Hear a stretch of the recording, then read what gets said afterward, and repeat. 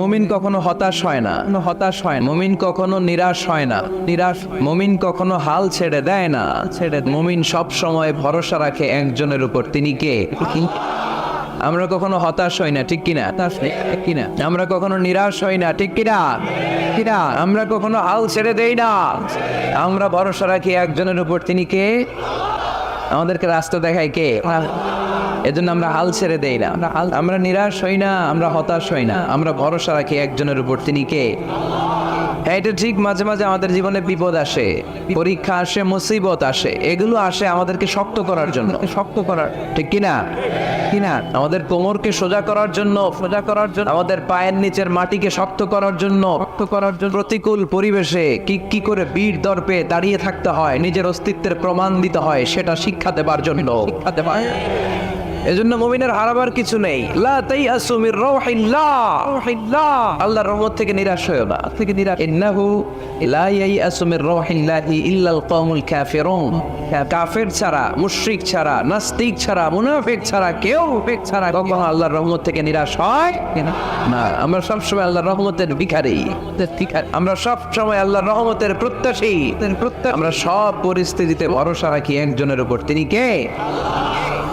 তাহলে এটা হচ্ছে সেন্ট্রাল থিম, যে আমরা হতাশ হব না, never lose hope, never be frustrated, never be upset, কখনো মন খারাপ করা যাবে না, আমরা আল্লাহর উপর ভরসা রাখি, এটা হচ্ছে কেন্দ্রীয় আলোচ্য বিষয়। এই সূরাটা নাজিলের একটা ব্যাকগ্রাউন্ড আছে, যেহেতু এটা মাক্কি সূরা, আল্লাহ রাসূল সাল্লাল্লাহু আলাইহি ওয়াসাল্লামের কাছে কোরআনের আয়াতগুলো নাজিল হতে শুরু করলো, রাসূল সাল্লাল্লাহু আলাইহি ওয়াসাল্লাম কোরআনের আয়াতগুলো প্রচার করতে শুরু করলো। যাই নাজিল হয় রাসূল সাল্লাল্লাহু আলাইহি ওয়াসাল্লাম কি গোপন করে রাখতেন? বা যা নাজিল হয়েছে তার অর্ধেক শোনাইতেন, বাকিটা শোনাইতেন না? এরকম ইয়া আইয়ুহার রাসূল বাল্লিগ মা উনজিলা ইলাইক, হে নবী, হে রাসূল, যাই নাজিল হয় আপনি ছড়িয়ে দেন। রাসূল সাল্লাল্লাহু আলাইহি ওয়াসাল্লাম ছড়ায় দিতেন, যেটাই নাজিল হয়।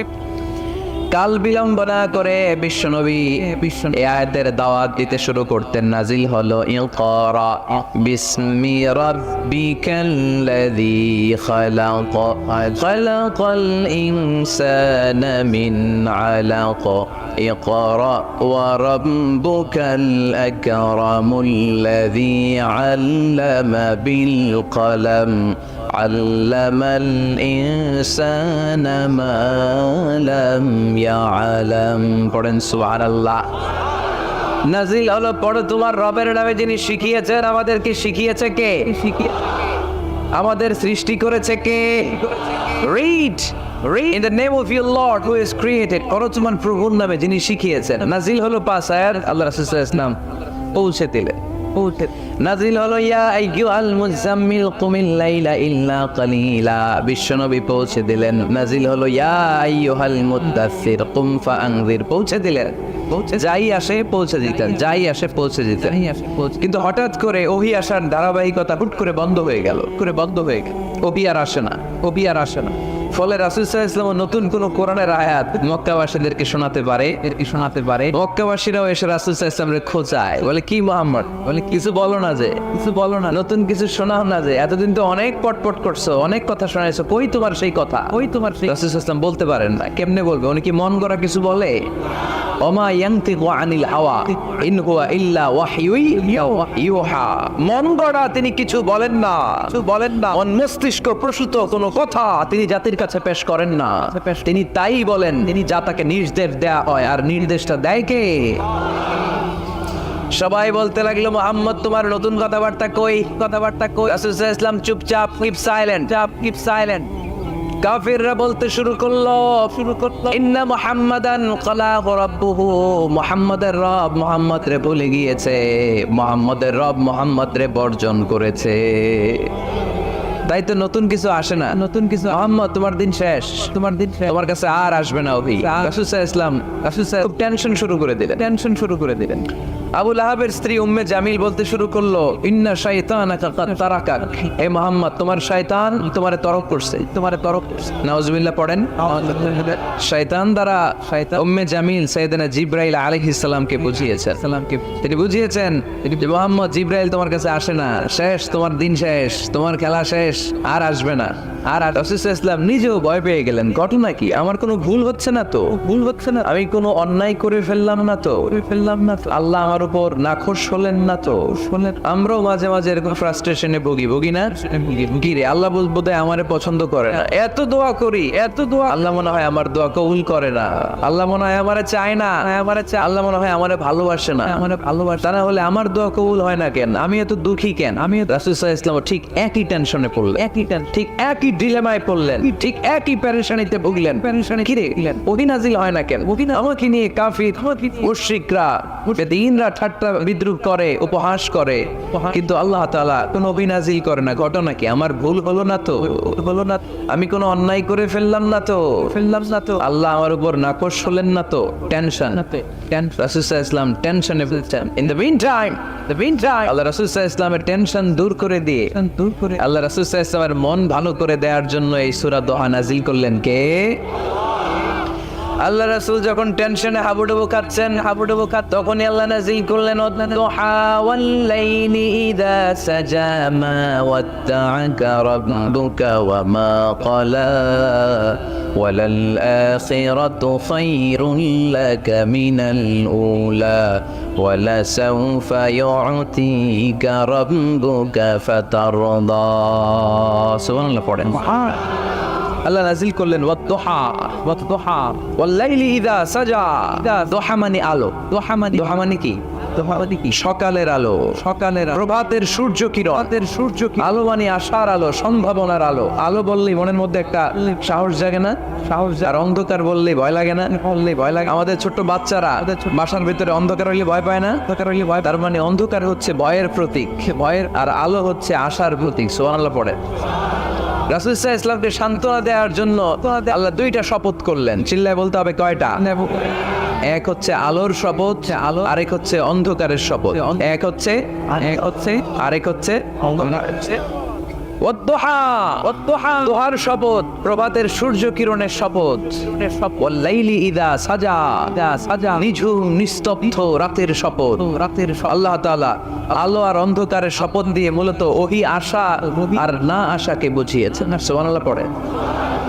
আলোকে আল্লাহ তাআলা ওহীর উপস্থিতির সাথে তুলনা করেছেন, অন্ধকারকে রব্বুল আলামিন এই সূরার মধ্যে ওহীর অনুপস্থিতিকে বুঝিয়েছেন। আল্লাহ বুঝাতে চাইলেন নবী, আমি আপনারে বলি নাই, আপনার কেমন করে আমি আপনারে বলি, আপনি আমার হাবিব, ঠিক কি না?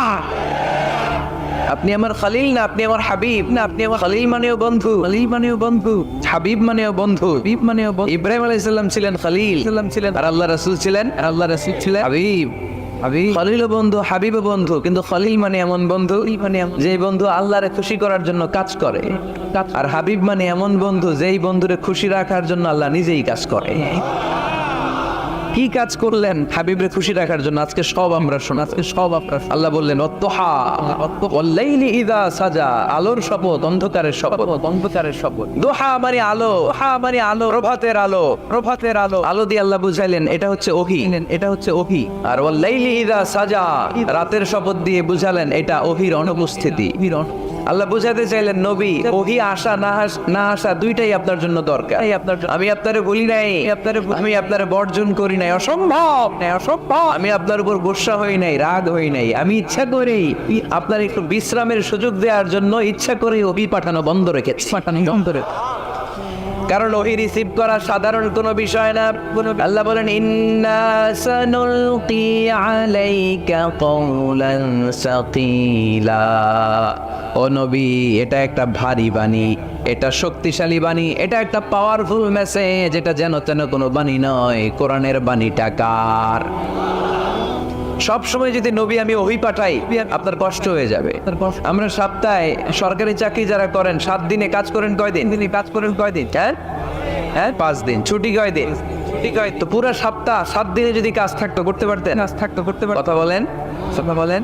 আবার 7 দিনে যদি ছুটি থাকতো ভালো লাগতো, আল্লাহ বুঝাতে চাইলেন নবী লাগাতার যদি অভিনাজিল করি, এটা রিসিভ করা, এই দাওয়াতটা যথাযোগ্য মর্যাদায় পৌঁছে দেয়া, এটা আপনার জন্য কষ্ট হয়ে যাবে। কারণ ওহি এটা সাধারণ কোনো বাণী নয়, এই বাণীটা কার?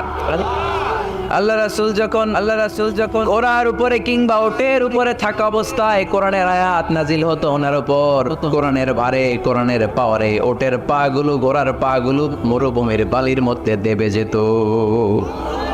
এত পাওয়ারফুল বাণী। লাউ আনজালনা হাযাল কুরআনা আলা জাবাল লারাআইতাহু খাশিআম মুতাসাদ্দিআম মিন খাশিয়াতিল্লাহ।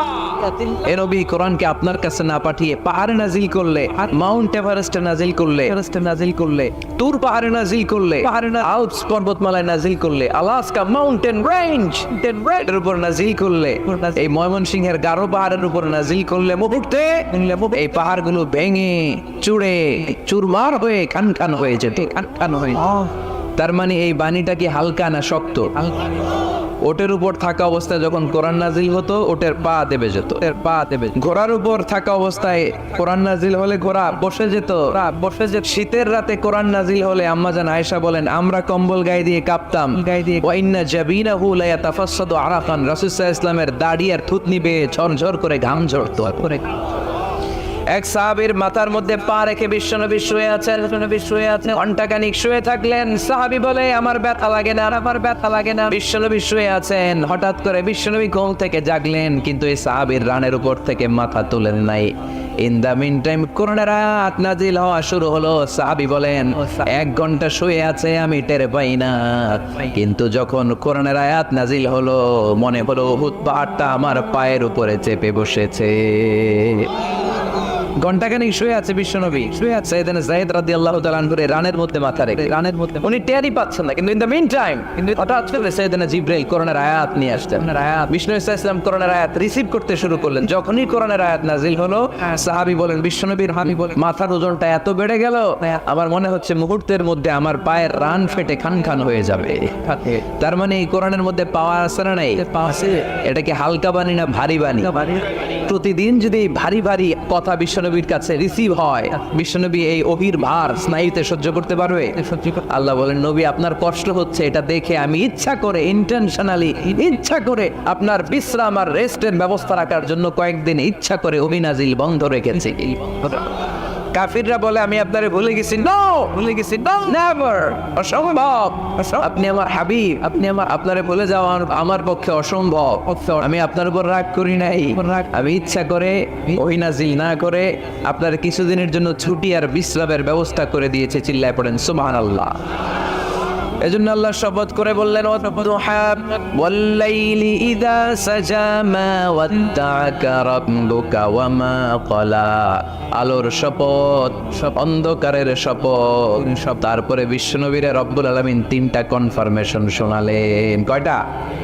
প্রথমে 2টা ওথ, মানে 2টা শপথ, তারপরে 3টা কনফার্মেশন, তারপরে 3টা রিমাইন্ডার, এন্ড ফাইনালি 3টা ওয়ার্ক প্ল্যান, মানে কর্মসূচি। বাংলায় বললে প্রথমে আল্লাহ 2টা শপথ করেছেন, তারপরে 2টা তার কনফার্মেশন করেছেন, মানে আমি আপনাকে কনফার্ম করলাম যে এগুলো আমি আপনাকে দেব, তারপরে 3টা রিমাইন্ডার দিয়েছেন। নবী আগে আপনারা কি ডিসিশনে, আর সর্বশেষ আল্লাহ তাআলা বিশ্ব নবীকে 3টা ওয়ার্ক প্ল্যান দিয়েছেন, মানে কর্মসূচি। চিল্লায় পড়তে হবে সুবহানাল্লাহ।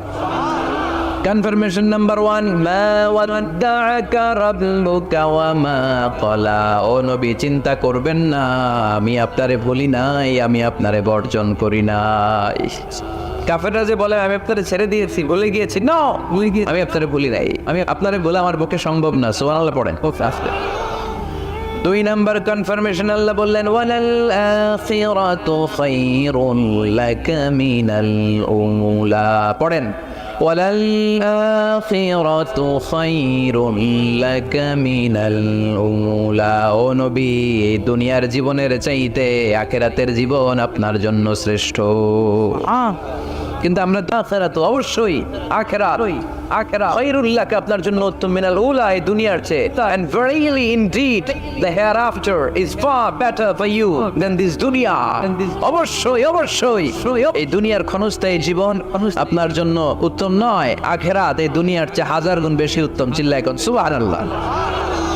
আবার আরেক আয়াতে আল্লাহ বললেন বাল তুসিরুনাল হায়াতাদ দুনিয়া ওয়াল আখিরাতু খায়রুন ওয়া আবাকা।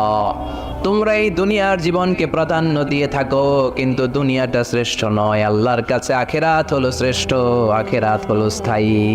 সুবহানাল্লাহ পড়েন।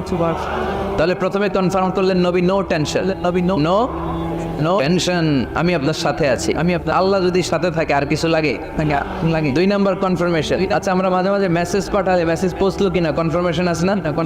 কনফার্মেশন মেসেজ পাঠায় না? মেসেজ একটা টপ আপ করলাম, টপ আপ বা ইন্টারনেটের প্যাকেজ নিলাম, এটা অ্যাক্টিভ হলো কিনা একটা কনফার্মেশন মেসেজ আসে না? মেসেজ আর প্রথম কনফার্মেশন নবী আমি আপনার সাথে আছি, আমি আপনার সাথে। দ্বিতীয় কনফার্মেশন নবী এই দুনিয়ায় সাময়িক কিছু কষ্ট করেন, কিন্তু আখিরাতে আপনার জন্য কল্যাণ রেখে দিয়েছে কে? 3 নাম্বার কনফার্মেশন আল্লাহ বললেন ওয়ালা সাউফা ইউতিকা রাব্বুকা ফাতারদা। ও নবী আমি আপনার সাথে আছি, আপনার সাথে আছি, আখিরাতকে আপনার জন্য সাজিয়ে প্রস্তুত করে রেখেছি। আর এই দুনিয়ার বুকে এমন এমন জিনিস আমি আপনার দান করব, এগুলো পেয়ে দুনিয়ায় আপনি খুশি হয়ে যাবে। এমন এমন জিনিস আমি আপনাকে দেব, and verily I'm gonna give you something that will make you happy. ও নবী এমন এমন জিনিস আমি মাক্কি জীবন থেকে শুরু করে until you die, আপনার মৃত্যু পর্যন্ত আমি দেব, এগুলো পেয়ে আপনি খুশি হয়ে যাবেন। খুশি হয়ে সুবহানাল্লাহ। বাড়িতে যে বললেন দিবে কে? খুশি করবেন কারে? বিশ্ব ইসলামকে। খুশি করবেন কে? আর খুশি হবে কে? আর বিশ্ব নবী। সুবহানাল্লাহ পড়েন। ওয়ালা সাউফা ইউতিকা রাব্বুকা ফাতারদা। নবী এমন এমন জিনিস আমি আপনাকে দেব, আপনার এই পেরেশানি দুঃখ কষ্ট আপনার থাকবে না। কখনোই আমি আপনার মন খারাপ হতে দেব না। যখনই আপনি চিন্তিত, যখনই আপনি টেনশনে আছেন, যখনই আপনি পেরেশানিতে আছেন, এমন নাজ নেয়ামত খোশামদেদ আপনারে শোনাবো, সুখের সংবাদ শোনাবো, ওই সংবাদ শুনে আপনি নবী খুশি হয়ে যাবেন। তার মানে নবীর মন ভালো করার দায়িত্ব নিছে কে? কি আল্লাহ পাইছি আমরা। বিশ্বনবীর মন খারাপ, তখনই আল্লাহ অ্যাক্টিভ, তখনই আল্লাহ নেয়ামত পাঠায়। কিভাবে বিশ্বনবীর মন ভালো করেন আল্লাহ? মক্কা বিশ্বনবী যখন দাওয়াতি কাজ শুরু করলেন, বিশ্বনবী দেখলেন মক্কায় 2টা লোক আছে, এই 2 লোকের এক লোক যদি আমার ইসলামের ছায়ার তলে না আসে, তাহলে মক্কায় ইসলামের দাওয়াতকে বেগবান করা আমার জন্য কঠিন হয়ে যাবে। বিশ্বনবী ইসলামের মন খারাপ, হায়রে এই 2টার একজনও তো আমার কথা শোনে না, এই 2 জনের একজনও তো আমার দাওয়াত কবুল করে না। একদিন তাহাজ্জুদের সালাতে বিশ্বনবী ইসলাম কেঁদে কেঁদে আল্লাহর কাছে দোয়া শুরু করলেন। বিশ্বনবীর যে মন খারাপ, আল্লাহ তো এটা বোঝে টুঝে না, তাই না? আল্লাহ তো বোঝে দেখে না, তাহাজ্জুদের নামাজে ভারাক্রান্ত মন নিয়ে আল্লাহ রাসূল সাল্লাল্লাহু আলাইহি ওয়াসাল্লাম দোয়া করলেন, আল্লাহুম্মা আইজ্জাল ইসলামা বিআহাব্বির রাজুলাইনি ইনদাক। আল্লাহ মক্কার 2টা লোকের নাম তোমার কাছে বলবো আজকের তাহাজ্জুদের মোনাজাতে। 2টা লোকের নাম তোমার কাছে তাহাজ্জুদের ফরিয়াদে আমি উল্লেখ করব। 2টা লাগবে না, 2 জনের একজনরে দিলেই হবে, আল্লাহ রাসূল দোয়া করলেন, আল্লাহুম্মা আইজ্জাল ইসলাম বিআহাব্বির রাজুলাইনি ইনদাক। আল্লাহ মক্কার 2 জনের একজনকে আমি চাই, এই 2 জনের যে কোনো একজন যেন কালিমা পড়ে মুসলমান হয়ে যায়। আল্লাহ রাসূল দোয়া করলেন, আল্লাহুম্মা আইজ্জাল ইসলাম বিআহাব্বির রাজুলাইনি ইনদাক বিউমর ইবনুল খাত্তাব আও আবি জাহল ইবনে হিশাম আল্লাহ হিশামের বেটা আবু জাহেল এরে দাও, নাইলে খাত্তাবের বেটা ওমর রে। সুবহানাল্লাহ পড়বেন না? কিন্তু আল্লাহ রাসূলের দোয়া কবুল হয় না। আল্লাহ রাসূল অপেক্ষা করছেন। ইন দা মিন টাইম সাফা পাহাড়ের পাদদেশে আরকাম ইবনে দারিল আরকামের ঘরে বিশ্বনবী বসে বসে কোরআনের দাওয়াত লুকিয়ে দিচ্ছিলেন। সাইয়েদনা ওমর ফারুক তখনও কালিমা পড়েন নাই। তিনি বিশাল একটা নাঙ্গা তলোয়ার নিয়ে বিশ্বনবীকে আক্রমণ করার জন্য যখন দারুল আরকামের ঘরের দিকে ছুটে আসছেন, সাহাবারা বলতে শুরু করলো, নবী আপনি ওই দরজা দিয়ে তাড়াতাড়ি মুহূর্তেই পালিয়ে যান। ওমরে ফারুক তলোয়ার নিয়ে আপনার সামনে চলে এলে রক্ষা নাই। আল্লাহ রাসূল বললেন তোমরা সরব, দরজাটা খুলে দাও। ওমরকে আমার সামনে তাড়াতাড়ি চলে আসতে দাও। আমার মনে হচ্ছে ওই যে তাহাজ্জুদের জায়নামাজে বসে চোখের পানি ছেড়ে আল্লাহর কাছে যে ওই দিন রাতে দোয়া করেছি, আজকে আমার দোয়াটা কবুল হতে চলেছে। আমার তো মনে হচ্ছে আমার দোয়াটা কবুল হতে চলেছে, সরে যাও, সরে যাও। হামজা ইবনে আব্দুল মুত্তালিব চাচারে সরাই দিলেন। সাইয়েদনা ওমর ফারুক তলোয়ার নিয়ে এসে বিশ্বনবীর নূরানি চেহারার দিকে তাকিয়ে মুহূর্তেই কুপকাত হয়ে গেল। তলোয়ারটা বিশ্বনবীর সামনে রেখে দিয়ে বললেন, আশহাদু আল্লা ইলাহা ইল্লাল্লাহ ওয়া আশহাদু আন্না মুহাম্মাদান আবদুহু ওয়া রাসূলুহু। আমি সাক্ষ্য দিলাম আল্লাহ ছাড়া কোনো ইলাহ নাই, আপনি মুহাম্মদ আল্লাহর রাসূল। বিশ্বনবীর মন খুশি হয়ে গেল, ওয়ালা সাউফা ইউতিকা রাব্বুকা ফাতারদা। নবী হে, অচিরে এমন এমন জিনিস আমি আপনারে দেব, আপনি পাবেন আর খুশি হবেন, পাবেন আর খুশি হবেন। আপনার মন খারাপ, আমি আল্লাহ নিজ দায়িত্বে মন ভালো করে দেব। পড়েন সুবহানাল্লাহ। সাইয়েদনা ওমর ফারুক মুসলমান হয়ে গেলেন। এবার আবু জাহেল, উতবা, শাইবা, ওয়ালিদ ইবনে মুগীরা এদের টনক নড়ে উঠলো। কারণ ওমরে ফারুকের মতো শক্তিশালী লোক মক্কায় দ্বিতীয়টা ছিল। উনি বললেন, ইয়া রাসূলুল্লাহ, আপনি কি সত্য নবী না? আল্লাহ রাসূল বললেন, হ্যাঁ সত্য নবী। এই কোরআন কি সত্য না? কোরআন কি সত্য? ইসলাম কি সত্য ধর্ম নয়? এটাও সত্য। ওমরে ফারুক বললেন, ফাফিমাল ইখতিফা, তাহলে লুকায় কেন? তাহলে সাফা পাহাড়ের পাদদেশে আরকাম ইবনে আবিল আরকামের ঘরের ভেতরে অন্ধকার কূপে দাঁড়িয়ে কোরআনের তেলাওয়াত কে? ময়দানে নেমে পড়েন, আমি ওমর আছি, দেখি কে কি করবে। রাসূল সাল্লাল্লাহু আলাইহি ওয়াসাল্লাম বললেন, না, এটা মাক্কি জীবন, ধীরে সুস্থে দাওয়াতি কাজ করো। ওমর ফারুকও ছাড়বে না। বললেন, ইয়া রাসূলুল্লাহ, একটা মিছিলের অনুমতি দেন। আল্লাহ রাসূল বললেন, যাও মিছিল দাও। ওমর ফারুক দুইটা লাইন করলেন, মোট খুঁজে পেলেন 11 জন। সুবহানাল্লাহ পড়েন। এক লাইনের নেতা বানালেন আল্লাহ রাসূল সাল্লাল্লাহু আলাইহি ওয়াসাল্লামের খুদ চাচা হামজা ইবনে আব্দুল মুত্তালিবকে। আর আরেক লাইনে উনি দাঁড়ালেন 6 জন 12 জন, উনি সহ 12 জনের মিছিল। সুবহানাল্লাহ পড়বেন না? তো মিছিলের সামনে দাঁড়িয়ে উনি একটা ছোট্ট এক বাক্যের ভাষণ দিলেন। উনি বললেন, মান আরাদা আন তাসকুলা উম্মু ইয়াতামা ওয়ালাদু তারমিলা যাওজাতুহু ফালিয়াসুদ্দানি। এই মক্কার নেতা কে চাও মায়ের বুককে খালি করতে? কে চাও সন্তানগুলোর ইয়াতিম বানাতে? কে চাও তোমার স্ত্রীকে বিধবা বানাতে? সামনে আসো, পারলে আমি ওমরে ঠেকা। ওমরে ফারুক দাঁড়ালেন, দাঁড়িয়ে তাকবীর শুরু করলেন, আল্লাহু আকবার, আল্লাহু আকবার, আল্লাহু আকবার। এক একটা স্লোগানে মক্কার মরুজমিন সেদিন থার করে কেঁপেছে। ইতিহাস সাক্ষী, আবু জাহেল, উতবা, শাইবা এই আল্লাহু আকবার স্লোগান আর শোনা নাই। হঠাৎ ভাবলো, ঘটনা কি? কার এত সাহস আর আমার নির্বাচনী এলাকায় আল্লাহু আকবার নামে স্লোগান দেয়? নেমে আসলো ঘর থেকে, বাইরে আইসা দেখে মিছিলের সামনে কে? ওমর রে দেখা দিছে এক দৌড়। শুধু কাফেররাই সাইয়েদনা ওমর ফারুককে দেখে দৌড়াতো না, মুনাফিকরাও ওমর ফারুককে দেখে দৌড় মারতো। ইভেন ইবলিস শয়তান ওমর ফারুককে দেখলে দৌড় মারতো। সুবহানাল্লাহ পড়তে পারলেন না? আল্লাহ রাসূল ওমর ফারুককে দেখলে বলতেন, ওমর, মা সালাকা শাইতান সালিকান ফাজ্জান ইল্লা সালাকা ফাজ্জান গায়রা ফাজ্জিক। ওমর, ইবলিস শয়তান যদি তোমার কোনো রাস্তা দিয়ে হাঁটতে দেখে, ইবলিস শয়তান ওই রাস্তা রেখে দিয়ে অন্য রাস্তা দিয়ে হাঁটে। ওমর ফারুক আল্লাহর গিলাফ যে স্পর্শ করলেন আর মিছিল থামালে। আর ওরকম ওমর আমাদের দরকার আছে না নাই? বিশ্বনবী বললেন, লা নাবিয়্যা বা'দি ওয়ালা রাসূলা, আমার পরে কোনো নবী নাই, কোনো রাসূল নাই, তবে আমার পরে যদি কেউ নবী হতো, লাউ কানা বা'দি নাবিয়্যুন লাকানা উমর, আমার পরে যদি নবী হওয়ার যোগ্যতা কারো থাকে, আমার প্রাণের সাহাবা ওমরের ওই যোগ্যতা আছে। এই কিছু প্রভু তুমি বলেছ রাসূল দেবে না, বলনি দেবে না ওমর, বলনি দেবে না হামজা তারি, খালিদ বিজয় সমর। প্রভু তুমি বলেছ রাসূল দেবে না, বলনি দেবে না ওমর, বলনি দেবে না হামজা তারি, খালিদ বিজয় সমর।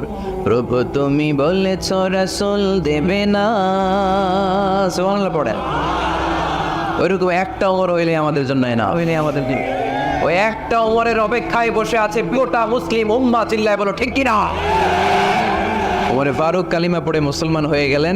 বিশ্বনবী খুশি হয়ে গেলেন। ওয়ালা সাউফা ইউতিকা রাব্বুকা, আল্লাহ বললেন নবী যখনই আপনার মন খারাপ, যখনই আপনি পেরেশানিতে ভুগবেন, যখনই আপনি টেনশন করবেন, তখনই আপনার মন ভালো করে দিবে কে?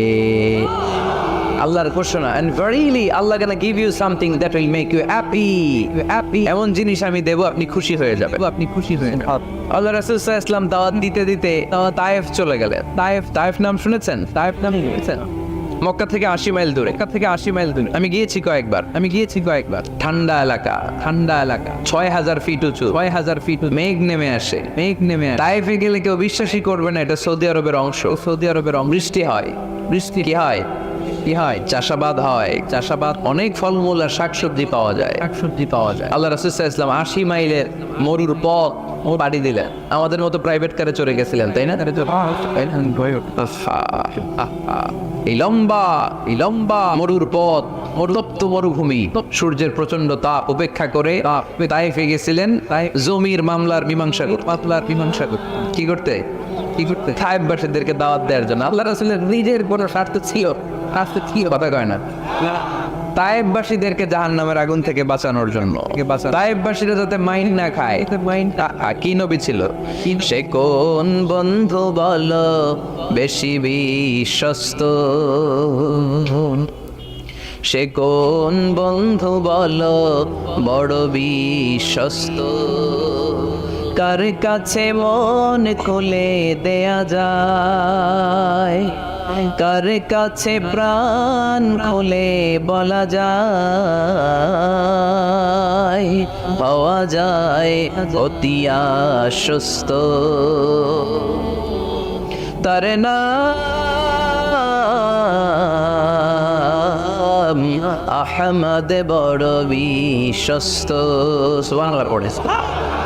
কি দিল দরিয়া নবী ছিলেন, রাহমাতাল লিল আলামিন। I have sent you as a mercy for the entire universe. নবী হে, আমি আপনাকে গোটা বিশ্বের জন্য রহমত করে প্রেরণ করেছি। সুবহানাল্লাহ। রহমতের নবী, দয়ার নবী দাওয়াত দেওয়ার জন্য 80 মাইলের লম্বা মরুর পথ পাড়ি দিয়ে তায়েফের ময়দানে যখন ছুটে যায়, তায়েফের ছেলেরা বিশ্বনবীর দাওয়াত তো কবুল করেই নাই, বরং বিশ্বনবীর অপমান করেছে, বিশ্বনবীকে লাঞ্ছিত করেছে, বিশ্বনবীর সাথে মারপিট করেছে, বিশ্বনবীর গায়ে পাথর মেরেছে। এই সুশ্রী দেহটা বেয়ে ঝরে বিশ্বনবীর গা থেকে টপ টপ করে তায়েফের জমিনে তাজা লাল খুন ঝরেছে। গিয়েছে তায়েফবাসীদের বাঁচানোর জন্য, নিজের কোনো স্বার্থ নাই। তায়েফবাসীরা জাহান্নামের আগুনে না জ্বলে, কিন্তু তায়েফবাসীরা বিশ্বনবীর আঘাত করেছে। তিনটা জায়গায় আমি দেখে এসেছি জায়গাগুলা। তিনটা জায়গায় বিশ্বনবীকে আহত করা হয়। খেয়ে না খেয়ে দিন প্রচারের কাজে নিজেকে দিয়েছ মিলিয়ে, তায়েফের কাফিরেরা চিনল না সে আলো, দুষ্ট ছেলেদের পিছু দিল লেলিয়ে। পাথরের আঘাতে ক্ষত বিক্ষত হয়ে সারা শরীর থেকে রক্ত ঝরে। হে রাসূল তোমাকে ভুলি আমি কেমন করে, হে রাসূল তোমাকে ভুলি আমি কেমন করে। হাজার ব্যথা বেদনার পরে ফিরে আসনি তুমি আপন ঘরে, দিনের আলো তুমি ছড়িয়ে দিতে চলে গেলে মদিনায় মক্কা ছেড়ে। হে রাসূল তোমাকে ভুলি আমি কেমন করে, হে রাসূল তোমাকে ভুলি আমি কেমন করে। বলেন আল্লাহু আকবার। খেয়ে না খেয়ে বিশাল পথ পাড়ি দিয়ে দাওয়াত দিলেন, বিনিময়ে পেলেন পাথরের আঘাত। রক্তাক্ত হলেন বিশ্বনবী। আদ্দাস নামে খ্রিস্টান ছেলে বিশ্বনবীর হাতে কালিমা পড়ে মুসলমান হয়ে গেল। আল্লাহু আকবার। বিশ্বনবী খেজুর বাগানে ঢুকলেন, গা দিয়ে ঝরঝর করে রক্ত বয়ে যায়। সাইয়েদনা যায়েদ রাদিয়াল্লাহু তাআলা আনহু পানি নিয়ে আসলেন। বিশ্বনবী ওযু করলেন, ফজরের নামাজে দাঁড়িয়ে লম্বা কেরাত পড়লেন। কেরাত শেষে বিশ্বনবী বসে আছেন, মন খারাপ। কার মন খারাপ? 80 মাইলের পথ পাড়ি দিয়ে আসলাম, মিশন তো সাকসেসফুল হয় নাই। কেউ তো কালিমা পড়ে নাই, কালিমা পড়ে আরো আমার পিছু লেগেছে, আহত করেছে আমাকে। বিষ্ণুবীর মন খারাপ, এত কষ্ট করে এত ভালো মন নিয়ে এত সুন্দর করে দাওয়াত দিলাম, কেউ দাওয়াত শুনলো না, কেউ দাওয়াত। বিষ্ণুবীর মন খারাপ, আর এই দৃশ্য আরশের উপর থেকে দেখে কে? দেখেনি। আল্লাহ বললেন, নবী আপনার মন খারাপ, আপনার যখনই মন খারাপ তখনই আমার সাহায্য আছে না নাই? সাহায্য ওয়ালা সাউফা ইউতিকা রাব্বুকা ফাতারদা। আল্লাহ জানিয়ে দিলেন নবী, আপনি জানেন না, আপনি দেখেন নাই। ফজরের লম্বা কোরআনের তেলাওয়াত যখন আপনি করছিলেন, আপনার পিছন দিয়ে একদল জিন চলে যাচ্ছিল। কারা যাচ্ছিল? এই জিন জাতি বিশ্বনবীর তেলাওয়াত শুনে থমকে দাঁড়িয়েছে। কি রে? এত সুন্দর বাক্য তো জীবনে শুনি নাই।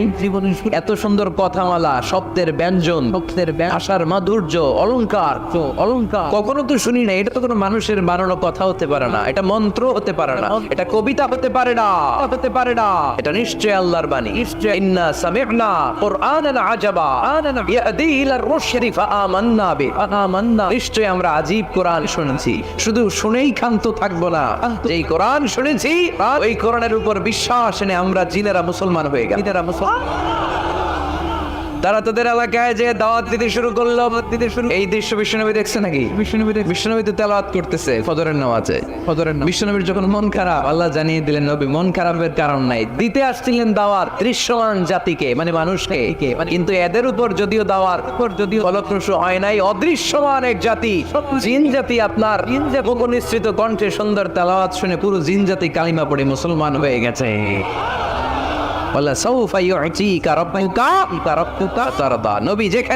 নবী যেখানেই পেরেশান, যেখানেই আপনার মন খারাপ, ওখানেই মন ভালো করে দিবে কে? আল্লাহ রাসূল সাল্লাল্লাহু আলাইহি ওয়াসাল্লামের প্রিয়তমা স্ত্রী খাদিজাতুল কুবরা আত-তাহিরা রাদিয়াল্লাহু তাআলা আনহা ইন্তেকাল করলেন। রাসূল সাল্লাল্লাহু আলাইহি ওয়াসাল্লামের হৃদয়টা ভেঙে খানখান হয়ে গেল। চাচা আবু তালেব ইন্তেকাল করলেন, হৃদয়টা ভেঙে খানখান হয়ে গেল। চারদিক থেকে শত্রুতা বাড়তে শুরু করলো, কোন দিক থেকে সাহায্য নাই। বিশ্বনবী আবার পেরেশান, কই যাব, কোথায় গেলে আশ্রয় পাবো? আমার তো কেউ নাই, কেউ আমার দুনিয়ায় বেঁচে নাই। প্রাণাধিক প্রিয় স্ত্রী খাদিজাতুল কুবরা দুনিয়া ছেড়ে বিদায় নিল।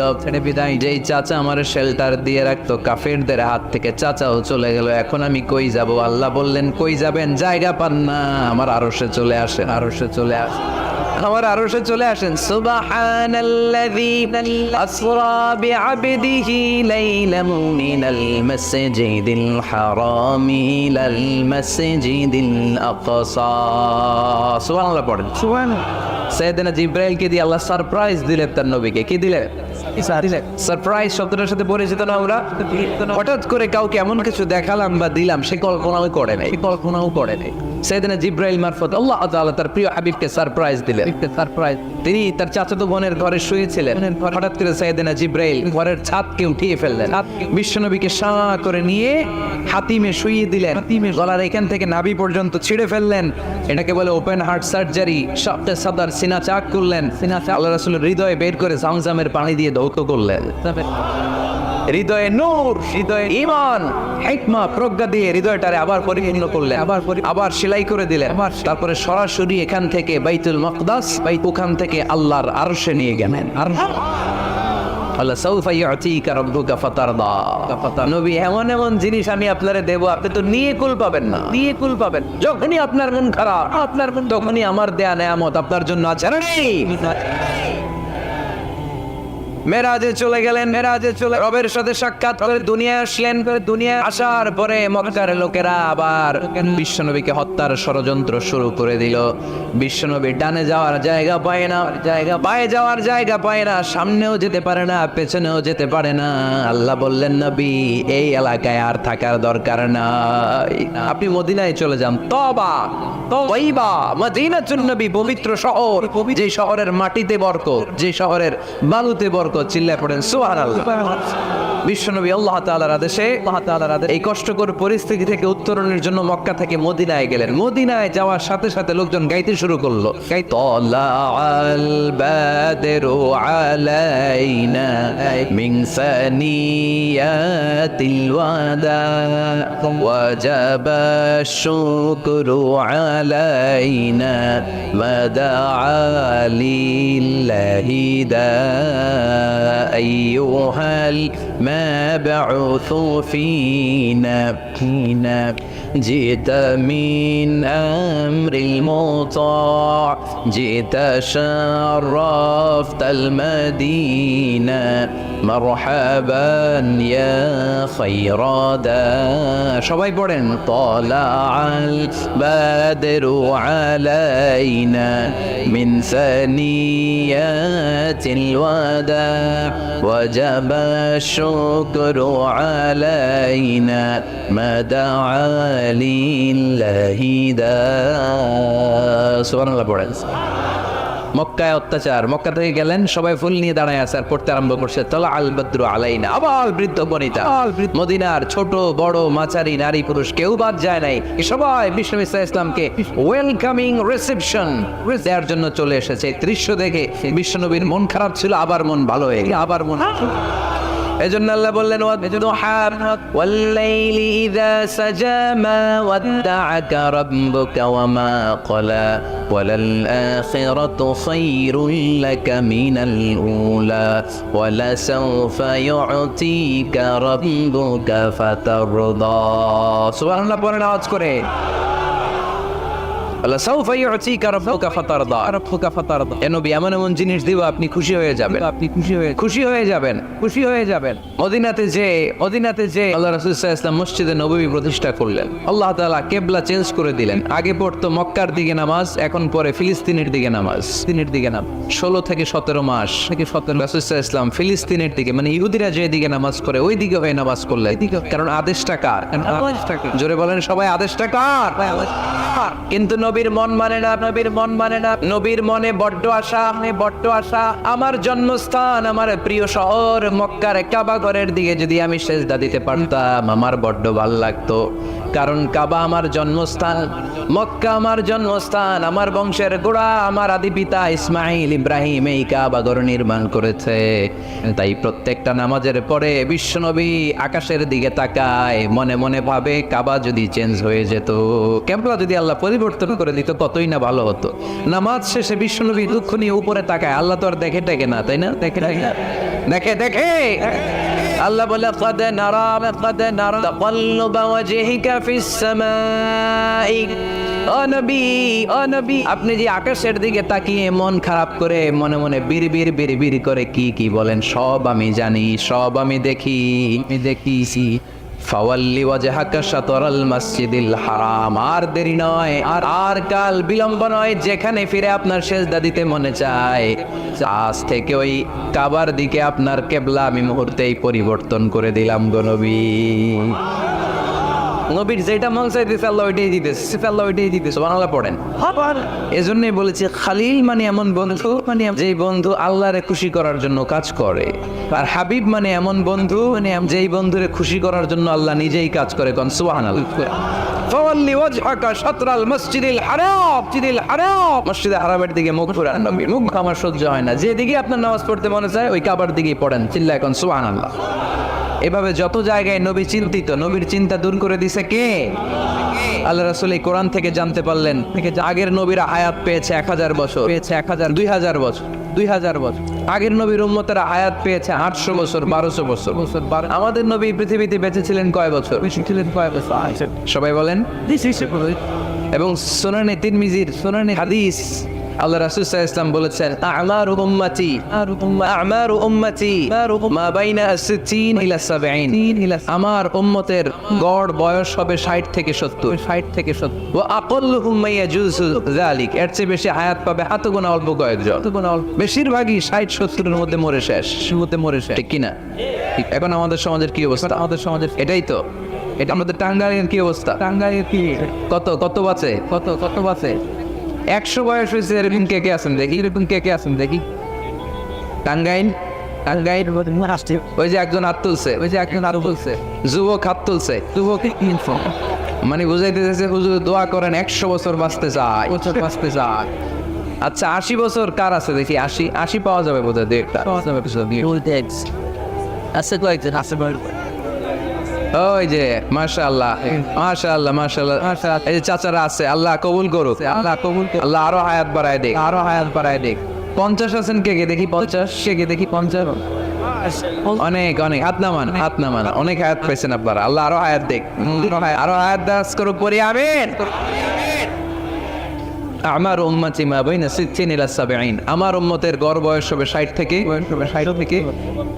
এই কথা শোনার পরে বিশ্বনবী আবার কাঁদতে শুরু করলেন, কারণ বিশ্বনবীর টেনশন হচ্ছে, আগের উম্মতের হায়াত পাইছে বেশি, ইবাদত করছে, আমার উম্মত হায়াত পাইছে কম, ইবাদতের সুযোগ আরে আমার উম্মতের কি হবে? আমার উম্মতের কি হবে? এই নবী তো এমন নবী, সব নবীকে আল্লাহ একটা দোয়া করার সুযোগ দিয়েছিলেন, যে দোয়াটা করা মাত্রই কবুল। এটাকে আরবিতে বলে দাওয়া মুস্তাজাবা, লিকুল্লি নবিয়িন দাওয়া মুস্তাজাবা। সব নবীকে আল্লাহ একটা করে দোয়া করার সুযোগ দিয়েছে, আর এই দোয়াটা করা মাত্রই কবুল। আর সব নবীরা দুনিয়াতেই ওই দোয়া করে ফেলেছে। আল্লাহ রাসূল সাল্লাল্লাহু আলাইহি ওয়াসাল্লাম বলেছেন, ওয়া ইন্নী আখতাবিউ দাওয়াতি শাফাআতান লি উম্মতি ইয়াউমাল কিয়ামা। ওই দোয়াটা আমি দুনিয়ায় করি নাই, ওই দোয়াটা আমি তোমাদের জন্য কিয়ামতের ময়দানে যাতে তোমাদেরকে সুপারিশ করে জান্নাতে ঢোকাতে পারি, ওই জন্য রেখে দিয়েছি। কত কষ্টে বিষ্ণু ইসলাম ছিলেন, খাবার ছিল না, পেটে পাথর বেঁধেছেন, যদি বলতেন আল্লাহ ওই দোয়াটা করলাম, আপনি খাবার দেন, জান্নাতের খাবার পাঠাই দিত কে? খাবার না। ওদের ময়দানে দাঁত ভেঙেছেন, রক্ত ঝরেছে, যদি দোয়াটা করতেন মুহূর্তে বিজয় দিত কে? কোন পরিস্থিতিতে ওই দোয়াটা বিশ্বনবী করছেন?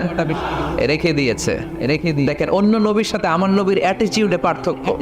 অন্য নবীরাও চাইলে রাখতে পারতো এদের উম্মতের জন্য, না, বিপদের দিনে ওটা কাজে লাগায় ফেলছে। প্রত্যেক নবী একটা করে দোয়া করার সুযোগ পেয়েছিল, যে দোয়াটা করা মাত্রই কবুল। সব নবীরা দুনিয়াতেই শেষ, একমাত্র শুধুমাত্র কেবলমাত্র আমার আর আপনার নবী ছাড়া, রেখে দিয়েছেন ওই দোয়া আমাদের জন্য, আমার জন্য, আপনার জন্য, আমাদেরকে বাঁচানোর জন্য ওই দোয়া রেখে দিয়েছে। চিল্লায় বলেন ঠিক কি না?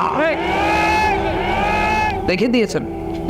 কাঁদতে লাগলেন, আগের উম্মতেরা হায়াত পেয়েছে 1000 বছর, ইবাদত করেছে বেশি, আমার উম্মতেরা 60 আর 70 মাঝখানে মরলে এদের নসিবে কি হবে? আমার উম্মতের তো ইবাদতের সংখ্যা কম। আবার কান্না শুরু করলেন, মন খারাপ, আল্লাহ দেখে, নবীর যে মন খারাপ আল্লাহ দেখে। আল্লাহ নাজিল করলেন, ইন্না আনজালনাহু ফি লাইলাতিল কদরি ওয়া মা আদরাকা মা লাইলাতুল কদর লাইলাতুল কদরি খায়রুম মিন আলফি শাহর। সুবহানাল্লাহ পড়েন। আল্লাহ বলে, নবী আপনি কাঁদবেন না, আপনার চোখের পানি আমার সহ্য হয় না। অন্যান্য নবীর উম্মতদেরকে হায়াত দিয়েছি বেশি, কদরের রাত দেই নাই। আপনার উম্মতকে যদিও হায়াত লম্বা দেই নাই, কিন্তু আপনার উম্মতকে আমি লাইলাতুল কদরের রাত দিয়েছি গো নবী। লাইলাতুল কদরি খায়রুম মিন আলফি শাহর, 1000 মাসের চেয়ে সেরা। এই এক কদরের রাতে, যদিও 60 থেকে 70 বছরের মধ্যে মারা যাবে, কিন্তু এই এক কদরের রাতে ইবাদত করলে 1000 বছর ইবাদত করলে যে সওয়াব, তার চেয়েও বেশি সওয়াব আপনার উম্মতের আমলনামায় ঢুকায় দিবে কে? খায়রুম মিন আলফি শাহর, 1000 বছর। 1000 বছরে হয় 83 বছর 4 মাস। আলফি শাহর 1000 মাস, 1000 মাসে হয় 83 বছর 4 মাস। এজন্য কদরের রাতে ইবাদত করতে রাজি আছেন তো? বিশ্বনবীর যেখানেই মন খারাপ, মন ভালো করে দেয় কে? সর্বশেষ কিয়ামতের ময়দানে, মাকামে মাহমুদে বিশ্বনবী সিজদায় পড়ে কাঁদবেন। আল্লাহ বলবেন, জিব্রাইল যাও, দুনিয়ায় কান্না সহ্য করতে পারি নাই, আজ কিয়ামতের ময়দানেও আমি আমার নবীরে কাঁদতে দেব না। ইযহাবিয়া জিব্রাইল কুল্লাহু মা ইউবকি, যে আমার নবীরে বলো, নবী আপনি কাঁদেন কেন? সাইয়েদনা জিব্রাইল যে বললেন, নবী আল্লাহ জিজ্ঞেস করেছেন আপনার কান্নার কারণ কি? বিশ্বনবী তখনও সিজদা থেকে মাথা তোলেন না, সিজদায় পড়ে উত্তর দেয়, উম্মতি উম্মতি উম্মতি উম্মতি রব্বি হাবলি উম্মতি আল্লাহ আমার গুনাহগার উম্মতের কি হবে? আর উম্মতের কি হবে? আল্লাহ আমার উম্মতের কি হবে? আল্লাহ আমার উম্মতের কি হবে? আল্লাহ বললেন জিব্রাইল তাড়াতাড়ি যাও, তাড়াতাড়ি যাও। আমার নবীর কান্না আমার সহ্য হয় না। আমার নবীর কানে কানে যে বলো ইন্না সানুরদিকা ফি উম্মাতিকা। দুনিয়াতে যেমনি আপনি পেরেশান অবস্থায়, মন খারাপ অবস্থায় আমি আপনার মন ভালো করে দিয়েছি, আজকে আপনার উম্মতের ব্যাপারেও এমন একটা ঘোষণা আসবে, ওই ঘোষণা পেয়ে আপনি আজও খুশি হয়ে যাবেন গো নবী।